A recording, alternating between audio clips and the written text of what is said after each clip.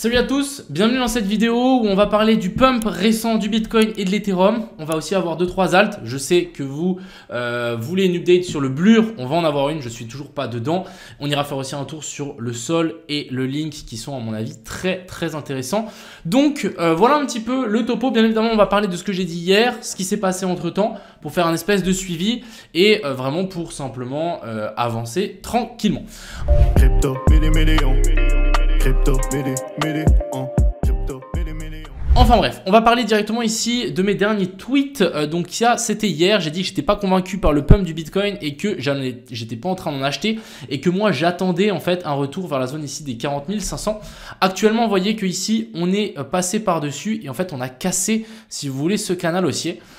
Personnellement, moi je suis pas dedans, je vais simplement encore une fois attendre qu'on revienne récupérer ça. Si on vient pas récupérer ça, c'est pas grave, je suis pas dans le train. Mais en tout cas, moi je vise pas forcément une baisse, je dis juste que si on vient dans ces endroits là, c'est intéressant pour moi d'acheter. Il y a beaucoup de gens qui me disent ah ouais ça a pumpé etc, mais c'est pas grave, moi je m'en fous, moi je veux mon prix d'entrée, il est là. Si on descend pas jusqu'ici, tant pis. Ici on a l'Ethereum toujours dans ce biseau, je crois qu'il a été plus ou moins bien maintenu, on va juste checker. Ouais, pour le moment ici on est toujours en train d'appuyer sur le haut du biseau. Personnellement j'attends toujours un retour là en dessous pour potentiellement prendre des positions. Je n'ai pas FOMO, si on n'a pas mes points d'entrée, on les a pas. C'est comme un pêcheur, s'il n'a pas de poisson au bout, il ne va pas remonter la ligne. Et bien évidemment on va parler du Blur et voilà un petit peu tout ce que j'avais dit. J'ai dit aussi que le Bitcoin et l'Ethereum étaient en train de dump. Bon, on a dump mais ensuite on est reparti. Et que en fait je veux un sweep d'Elo et une jolie confirmation pour poser la maison tout simplement. Je veux un retour là-dedans pour acheter. Si on n'a pas ça, c'est pas grave, je rentre pas en position. Je pense qu'il faut vraiment, en tant que trader, savoir prendre les bons setups et éviter de prendre les autres. Donc déjà, on va parler par rapport à ça. C'est le scénario en place. C'est simplement d'attendre en fait une correction ici en ABC pour venir chercher ici ces zones-là. Donc on a l'order block en H4, on a la zone de fair value gap en weekly, on a le gap des CME, bref, on a énormément de matière, on a de la liquidité aussi à venir récupérer là. Donc simplement, moi je vais attendre encore une fois, même si on a cassé ça vers le haut, je me dis qu'on est peut-être dans ce scénario ici. Donc qu'est-ce qu'on a ici? Je ne sais pas si vous vous souvenez, une correction en ABC se fait souvent en 3 vagues. Donc ici en A, B et puis C. Et ici on est sous-décompté en A, B et puis C. On a laissé une magnifique poche de liquidité. Perso, moi ça ferait du sens qu'on revienne et qu'on vienne récupérer ça. Et c'est le seul scénario dans lequel moi je rentre en position. Je vais clairement pas acheter du BTC là-haut, même si on nous fait un nouveau plus haut ici, je n'achèterai pas du BTC. On n'est pas dans des zones intéressantes selon moi pour long. On est plus dans des zones potentielles de short. Donc voilà un peu le topo pour le BTC, mais moi je veux une touchette et je veux récupérer ça. Je dis pas que ça va le faire, je dis que j'ai bien envie qu'on vienne récupérer ça pour qu'on puisse rentrer tranquillement en position. On a bien évidemment aussi, si on prend juste une autre charte, si on passe en weekly, c'est quelque chose qu'il y a peu de gens qui regardent, mais en gros la bougie ici en weekly de la semaine dernière, vous voyez qu'on n'a pas eu de mèche et du coup ici il y a de fortes chances qu'on vienne combler en fait cette mèche avec ce qu'on est venu faire là et que ensuite après on réintègre ce plus bas là et qu'on vienne récupérer ce qu'on a laissé ici en dessous plus la zone de fair value gap qu'on a laissé là. Donc ça c'est quelque chose qu'on voit assez souvent et ensuite on corrige en A, B et puis C, on vient chercher un cran plus bas. Donc c'est un petit peu le pari que j'espère qu'il va se passer. Encore une fois, moi j'espère simplement qu'on revienne chercher ces zones-là pour rentrer en position, mais je ne rentrerai pas là et je ne rentrerai non plus pas ici. C'est pas dans ma stratégie. On a laissé un équalo ici en dessous. Franchement, rentrer ici pour moi c'était du suicide, donc clairement pas. Après, ce qui est assez intéressant ici, c'est qu'on est venu récupérer les liquidités qui étaient placées ici. On voyait qu'on avait un triple high, donc voilà, on a laissé une petite poche ici assez intéressante qu'on est venu chercher maintenant. Et maintenant, ce qui serait très intéressant, c'est de nous faire une petite inversion de structure en low time frame pour vraiment descendre et réintégrer tout ça. Encore une fois, je dis pas que ça va le faire, mais c'est plutôt le scénario, moi, je verrais le plus probable et celui qui pourrait faire le plus de mal aux plus de personnes. Aussi, les altcoins qui pourraient chuter assez violemment et ça pourrait nous faire un setup parfait parce que pour moi, il manque une dernière vague sur tous les alts. Voilà un peu le topo. Je vous ai fait le tour, donc vraiment, on a cassé ça. Maintenant, à voir comment ça va réagir. À voir si on vient vraiment récupérer plus haut ou pas. Moi j'y crois moyen, mais bon, avec les ETF etc, je pense que vraiment on peut continuer aussi à push. Donc personnellement je suis en attente, j'attends ici, si on n'a pas c'est pas grave. Ensuite, on va parler donc de Ethereum contre le BTC. Vraiment, il n'a pas tenu notre zone OTE. Ici, on est vraiment en train de descendre. Donc, personnellement, je pense qu'on va lâcher ça et on peut descendre jusque ici vers la zone des 0,049 centimes, venir chercher ce lot ici, voire même, pourquoi pas, descendre jusque vers la zone des 0,047 et venir récupérer la zone de fair value gap en monthly qui pourrait être une très belle zone de rebond. Je rappelle qu'il y a de fortes chances que quand l'ETF Bitcoin soit accepté, on ait le Bitcoin qui fasse un méga pump et que l'Ethereum se craque. Et à mon avis, ça sera le moment parfait pour switcher et pour passer de ces Bitcoins en Ethereum, étant donné qu'il a tellement été sous-évalué. Voilà. Ensuite, on va du coup, bien évidemment, parler de l'Ethereum. Je pense que ça vaut la peine. Alors, pour moi, l'Ethereum est toujours dans ce biseau. Pour moi, la zone intéressante est toujours la zone d'OTE qui se retrouve ici sous la zone des 2100. On a la zone de fair value gap aussi. Moi, ce que j'y vois aussi, ce qui est assez intéressant, c'est que vous voyez qu'on avait laissé pas mal de liquidités ici et que quand on est monté là, on n'a pas réussi à nous faire un boss directement. Là, on est remonté, on est venu récupérer ces liquidités et personnellement, est-ce qu'on ne serait pas dans une A, B et puis C, et ensuite ici on descendrait venir récupérer les lots qu'on a laissés ici en dessous.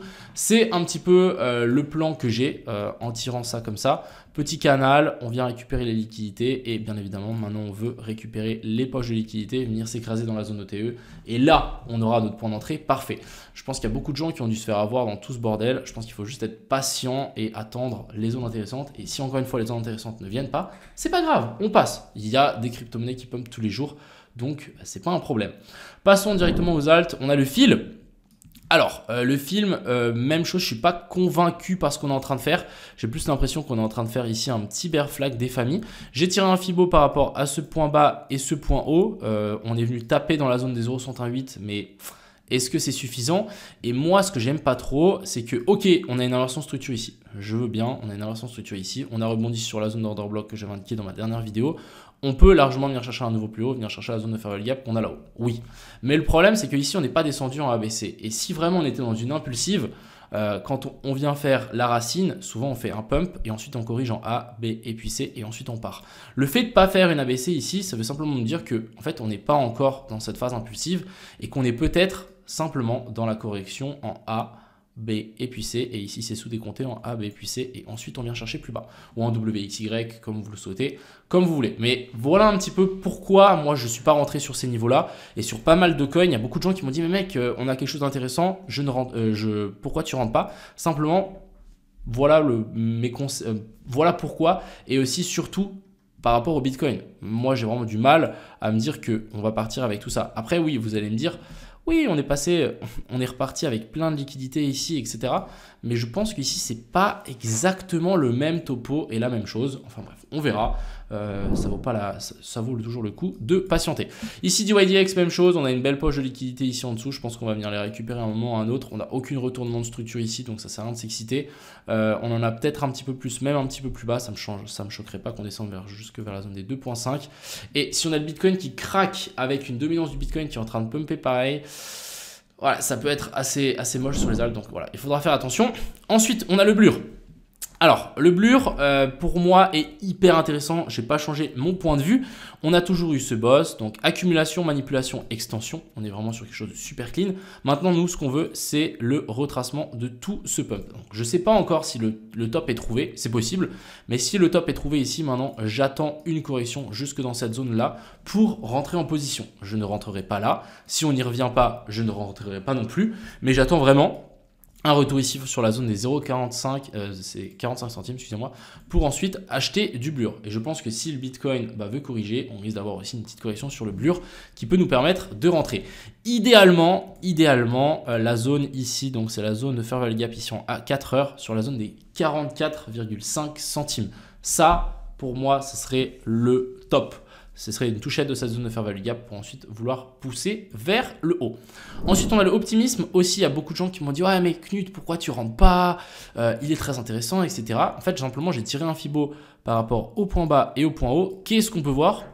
La zone des 0,68 n'a pas été touchée. Donc, on n'est pas dans une zone intéressante. Partir avec un bottom qui fait ça, en laissant des liquidités ici en dessous, non plus. Pour moi, c'est pas intéressant. C'est pas quelque chose que j'ai envie de trader. Donc, simplement, moi, je me suis dit, ok, je patiente. On est remonté tranquillement ici. Et est-ce que maintenant, on ne serait pas en train de faire donc notre A, B. Et puis C, on vient s'écraser maintenant dans la zone OD. Tous les gens qui ont long là et qui ont déplacé leur stop loss, ils vont se faire rect avant le vrai mouvement. Je rappelle que nous, en tant que trader, on essaye d'être comme un sniper, on essaie d'être précis et on essaie d'attendre au moment avant que ça pump violent.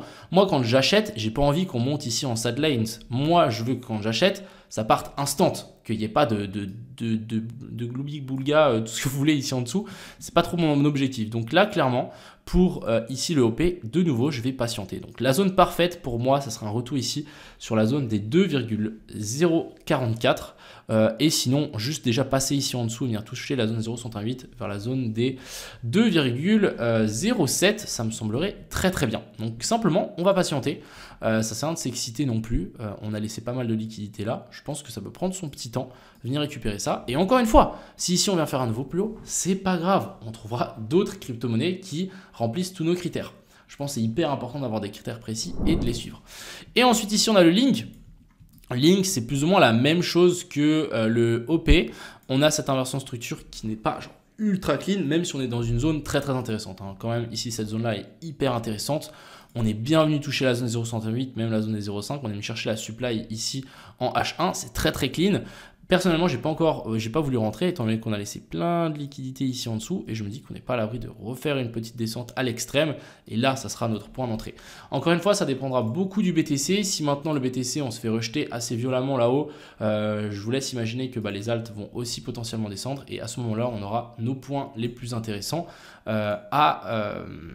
nos points d'achat les plus intéressants. Donc, encore une fois, je pense qu'il faut être patient. Je pense que ça vaut la peine de temps en temps patienter. Il ne faut pas avoir peur de rater des trains. Des trains, il y en aura tout le temps.